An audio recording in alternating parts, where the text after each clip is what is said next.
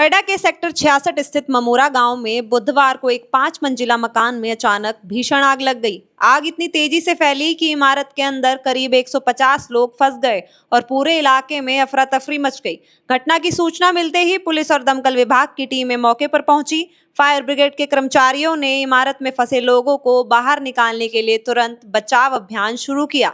सीढ़ियों और रास्तों पर धुआं भर जाने के कारण लोगों को बाहर निकलने में काफी परेशानी हुई। इस दर्दनाक हादसे में 2 लोगों की मौत होने की सूचना है।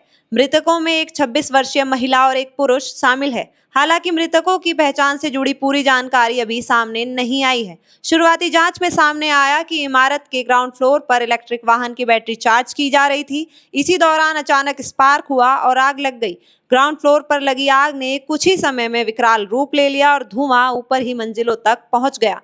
बताया जा रहा है कि इस 5 मंजिला इमारत में बड़ी संख्या में लोग रह रहे थे। आग लगने के बाद कई लोग अपनी जान बचाने के लिए छत और बालकनियों की तरफ भागे। बचाव टीमों ने कड़ी मशक्कत के बाद लोगों को सुरक्षित बाहर निकाला।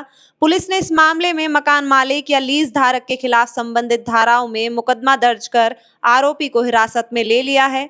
पुलिस और प्रशासन की टीम अब ये जांच कर रही है कि इस इमारत में अग्नि सुरक्षा के पर्याप्त इंतजाम थे या नहीं और एक ही भवन में इतनी बड़ी संख्या में लोगों को किस आधार पर रखा गया था। फिलहाल मामले में आगे की कानूनी कार्रवाई जारी है। यह हादसा एक बार फिर इलेक्ट्रिक वाहन की बैटरी चार्जिंग के दौरान सुरक्षा नियमों का पालन करने और बहुमंजिला इमारतों में फायर सेफ्टी व्यवस्था मजबूत रखने की जरूरत पर गंभीर सवाल खड़े करता है। अब 11 बजे के आसपास जैसे स्कूटी जो होती है ना इलेक्ट्रिक वाली, वो यहाँ पे चार्ज में लगी थी नीचे बेसमेंट में। तो अचानक उसमें कुछ शॉर्ट सर्किट हुआ। पहले स्कूटी में आग लगा, स्कूटी से धीरे से सब में फैल गया।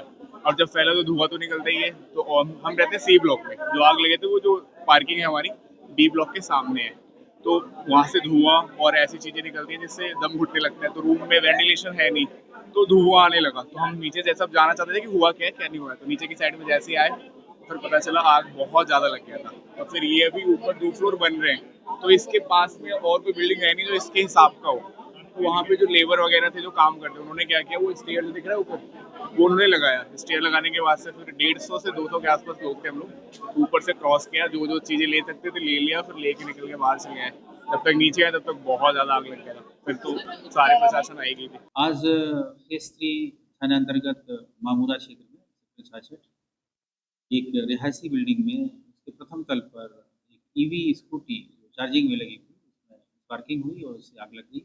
उसके आसपास खड़ी गाड़ियों में भी आग लग गई और उससे जो फ्यूम क्रिएट हुआ ये काफ़ी मात्रा में उस बिल्डिंग के ऊपरी जो मंजिलों में पहुंच गए, उनके कमरों में पहुंच गए। और सूचना मिलते ही तत्काल काफ़ी संख्या में पुलिस बल और 7 के आसपास 7 से अधिक जो फायर टेंडर्स, हाइड्रोलिक सिस्टम्स सब वहाँ पहुँच करके तत्काल रेस्क्यू किया गया और 100 प्लस जो फैमिली मेम्बर्स थे सबको सुरक्षित वहाँ से निकाला गया।